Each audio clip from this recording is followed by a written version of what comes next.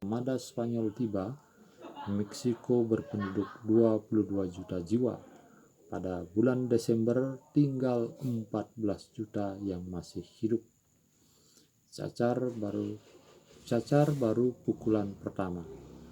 Saat para tuan baru dari Spanyol itu sibuk memperkaya diri dan mengeksploitasi masyarakat pribumi, gelombang maut flu, kutu, dan berbagai penyakit menular lainnya menyerang Meksiko secara bergantian. Hingga pada tahun 1580 penduduk menjadi tak sampai 1 juta. Wow, terjadi penurunan yang sangat signifikan.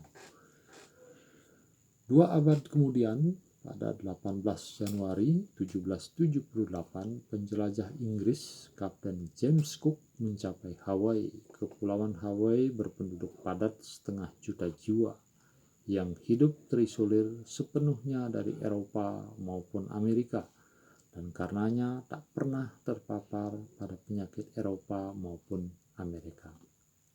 Kapten Cook dan rombongannya memperkenalkan flu pertama, tuberkulosis, dan sifilis ke Hawaii. Para pendatang Eropa berikutnya menambahkan tifus dan cacar. Pada tahun 1853, hanya 70.000 orang yang selamat di Hawaii. Ini juga terjadi penurunan penduduk yang drastis akibat wabah. Epidemi terus membunuh puluhan juta jiwa sampai memasuki abad ke-20.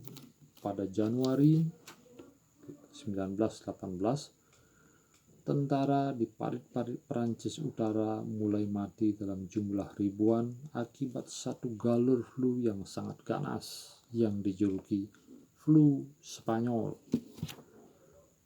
Garda depan itu merupakan ujung dari jaringan suplai global paling efisien yang pernah ada di dunia hingga sekarang. Manusia dan amunisi mengalir dari Inggris, Amerika Serikat, India, dan Australia. Minyak dikirim dari Timur Tengah, gandum dan sapi dari Argentina, karet dari Malaysia, dan tembaga dari Kongo. Sebagai gantinya, mereka semua dapat flu Spanyol. Dalam beberapa bulan saja, sekitar 0,5 miliar orang, sepertiga populasi global, ambruk oleh virus itu. Di India, virus tersebut membunuh 5% populasi, dalam kurung 15 juta jiwa. Di Pulau Tahiti, 14% penduduk mati. Di Samoa, 20%. Di pertambangan tembaga Kongo, 1 dari 5 buruh tewas. Wabah itu sekaligus membunuh antara 50 juta sampai 100 juta orang dalam waktu kurang dari 1 tahun. Sementara Perang Dunia Pertama membunuh 40 juta orang dari tahun 1914 sampai 1918. Bersama dengan tsunami wabah seperti itu yang menyerang populasi manusia setiap beberapa dekade, masyarakat dunia juga menghadapi gelombang yang lebih kecil tetapi lebih rutin datang, yakni penyakit menular yang membunuh jutaan orang setiap tahun. Anak-anak yang tak memiliki kekebalan paling rentan terhadap penyakit-penyakit itu, sehingga sering disebut penyakit kanak-kanak. Hingga awal abad ke-20, sekitar sepertiga anak mati sebelum mencapai usia dewasa akibat kombinasi gizi buruk dan penyakit. Sepanjang seabad terakhir, populasi manusia bahkan lebih rawan pada epidemi karena kombinasi populasi yang tumbuh dan transportasi yang lebih baik. Sebuah kota metropolitan seperti Tokyo atau Kinshasa menyediakan lahan berburu yang jauh lebih kaya bagi penyakit ketimbang Florencia pada abad pertengahan atau tahun 1520. Tenochtitlan dan jaringan transportasi global kini jauh lebih efisien dibandingkan tahun 1918. sebuah virus Spanyol bisa bepergian ke Kongo atau Tahiti dalam waktu kurang dari 24 jam. Karena itu, kita seharusnya sudah hidup dalam sebuah neraka epidemiologis dengan satu demi satu wabah mematikan. Tetapi insiden maupun dampak dari epidemi sudah turun secara dramatis dalam beberapa dekade terakhir. Secara khusus, angka global kematian anak-anak berada pada tingkat terendah sepanjang sejarah. Kurang dari 5% anak mati sebelum memasuki usia dewasa. Keajaiban ini adalah berkat pencapaian di bidang kedokteran abad ke-20 yang belum terjadi sebelumnya, yang menyediakan untuk kita vaksinasi, antibiotik, dan ilmu kesehatan serta infrastruktur medis yang lebih baik. Misalnya, sebuah kampanye vaksinasi cacar begitu sukses sehingga pada tahun 1979 Badan Kesehatan Dunia WHO mendeklarasikan manusia telah menang dan bahwa cacar telah dilenyapkan sepenuhnya. Itulah epidemi pertama yang pernah berhasil manusia enyahkan dari muka bumi. Pada tahun 1967, cacar masih menjangkiti 15 juta orang dan membunuh 2 juta orang di antaranya. Tetapi pada tahun 2014, tak seorang pun terjangkit atau dibunuh oleh cacar. Kemenangan itu begitu sempurna hari ini sehingga WHO menghentikan vaksinasi cacar pada manusia.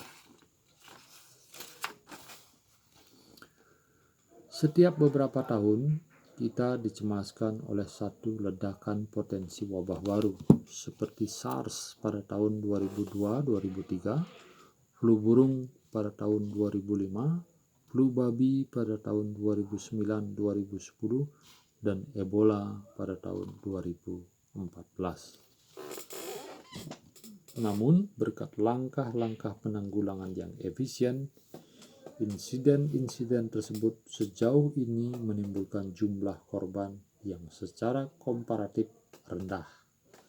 SARS misalnya, semula membangkitkan kekhawatiran akan datangnya maut hitam baru, tetapi akhirnya menyebabkan kematian kurang dari 1.000 orang di seluruh dunia. Wabah Ebola di Afrika Barat mula-mula tampak menggila, tak terkendali, dan pada 26 September 2014, WHO menyebutnya sebagai darurat kesehatan publik terburuk yang pernah ada dalam masa modern. Meskipun demikian, pada awal 2015, epidemi itu telah berhasil dijinakkan, dan dalam Januari 2016, WHO menyatakan selesai. Ebola menjangkiti 30.000 orang, menewaskan 11.000 di antara mereka, menyebabkan kerugian ekonomi di seluruh Afrika Barat, dan mengirim gelombang kecemasan ke seluruh dunia. Tetapi penyakit itu tidak sampai menyebar keluar Afrika Barat, dan jumlah korban tewasnya tidak ada apa-apanya dibandingkan dengan epidemi flu Spanyol atau cacar Meksiko.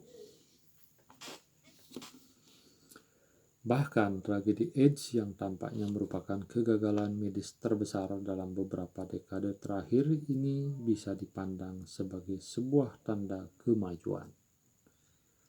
Sejak mencuat pada awal 1980-an, lebih dari 30 juta orang tewas akibat AIDS, dan puluhan juta lainnya menderita kerusakan fisik dan psikologis yang menyiksa. Sulit untuk memahami dan menangani epidemi baru itu karena AIDS adalah penyakit yang keuletannya lain daripada yang lain. Kalau seorang manusia yang tertular virus cacar mati dalam beberapa hari, seorang pasien positif HIV bisa tampak sehat sempurna selama beberapa pekan dan bulan, tetapi bisa menulari yang lain tanpa diketahui.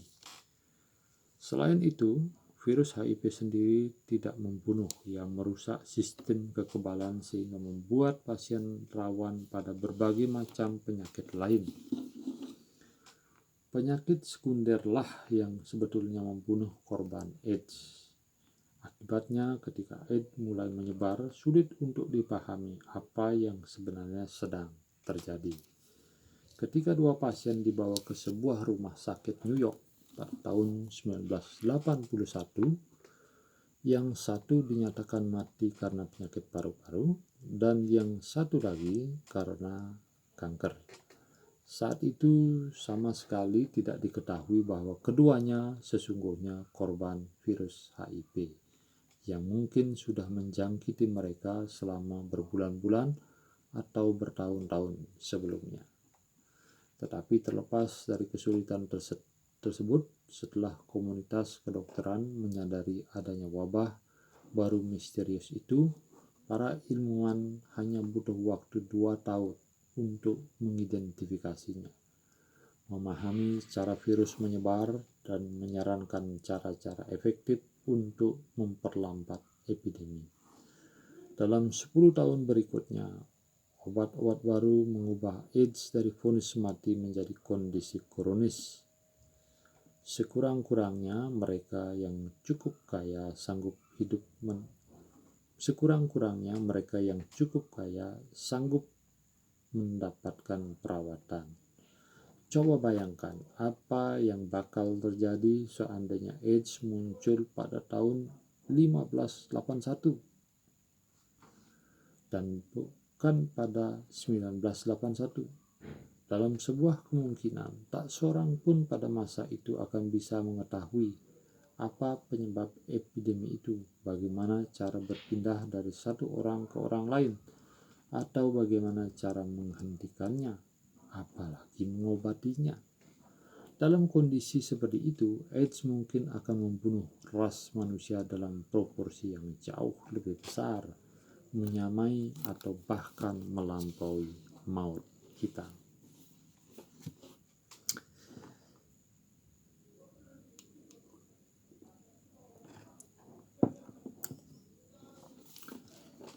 Terlepas dari jumlah korban AIDS yang menghebohkan itu, dan terlepas dari jutaan orang yang terbunuh setiap tahun oleh penyakit-penyakit yang sudah lama maupun seperti malaria, epidemi adalah ancaman yang jauh lebih kecil bagi kesehatan manusia masa kini ketimbang milenium sebelumnya. Mayoritas besar orang mati akibat penyakit tak menular seperti kanker dan penyakit jantung, atau hanya karena usia tua. Kebetulan kanker dan penyakit jantung juga tentu saja bukan penyakit baru, sudah ada di zaman dulu. Pada era-era sebelumnya, relatif sedikit orang yang bisa hidup lama sampai ajal akibat kedua penyakit itu. Banyak yang takut bahwa ini hanya kemenangan sesaat, dan bahwa suatu kerabat tak terkendali dari maut hitam sedang mengintai di suatu sudut. Tak ada orang yang bisa menjamin bahwa wabah tidak akan kembali lagi. Tetapi ada sejumlah alasan bagus untuk berpikir bahwa perlombaan senjata para dokter dan kuman, dokter berlari lebih cepat. Penyakit menular baru muncul terutama sebagai akibat dari kemungkinan mutasi dalam genom penyakit. Mutasi-mutasi ini memungkinkan penyakit melompat dari binatang ke manusia untuk menaklukkan kekebalan sistem manusia atau resisten pada obat seperti antibiotik. Kini mutasi-mutasi semacam itu mungkin menjadi dan berbiak lebih cepat ketimbang pada masa lalu karena ulah manusia pada lingkungan.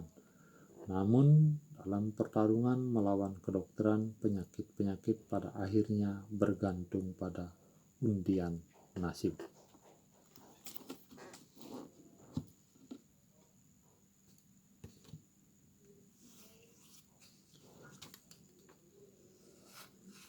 Mari kita lanjutkan lagi. Sebaliknya, para dokter mengandalkan lebih dari sekedar keberuntungan.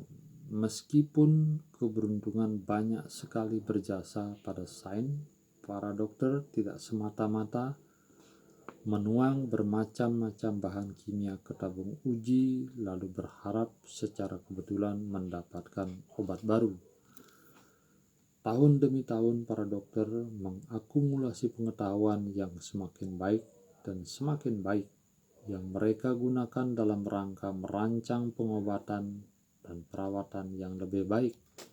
Akibatnya, sekitar pada tahun 2050, kita tak diragukan lagi bakal menghadapi kuman-kuman yang lebih tangkas. Kedokteran pada tahun 2050 tampaknya akan mampu mengatasi mereka secara lebih efisien ketimbang hari ini. Pada tahun 2015, para dokter mengumumkan penemuan sebuah jenis antibiotik yang sama sekali baru, Teicombactin. Bakteri belum punya kemampuan untuk resisten menghadapinya. Sebagian ahli percaya Teicombactin bisa menjadi kunci pengubah permainan dalam perang melawan kuman-kuman yang sangat resisten. Para ilmuwan juga mengembangkan perawatan-perawatan baru revolusioner yang caranya berbeda secara radikal dari kedokteran yang sudah-sudah. Misalnya, sejumlah laboratorium kini sudah dihuni robot-robot nano yang suatu hari mungkin akan bergerak dalam aliran darah kita, mengidentifikasi penyakit dan membunuh penyakit dan sel-sel kanker.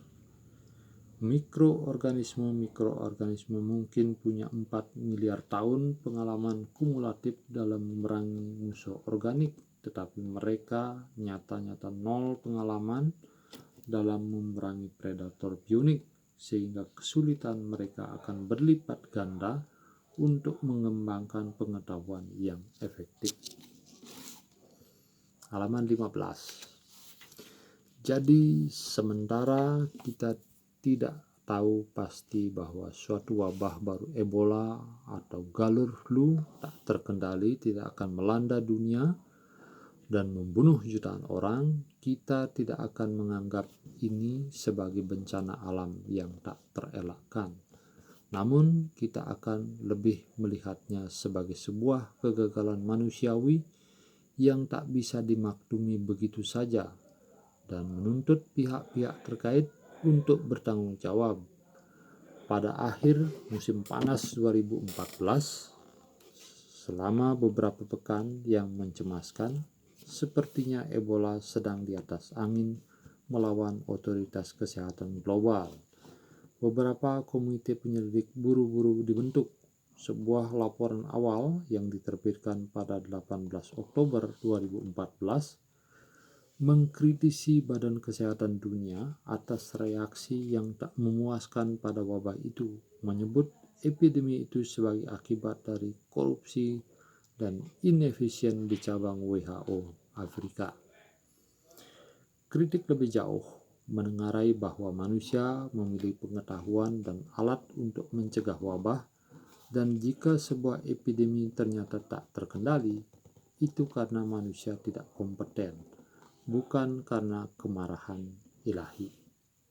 Serupa dengan itu, fakta bahwa AIDS terus menjangkiti dan membunuh jutaan orang di sub-Sahara Afrika selama bertahun-tahun setelah para dokter memahami mekanisme juga dipandang sebagai akibat dari kegagalan manusia, bukan nasib buruk.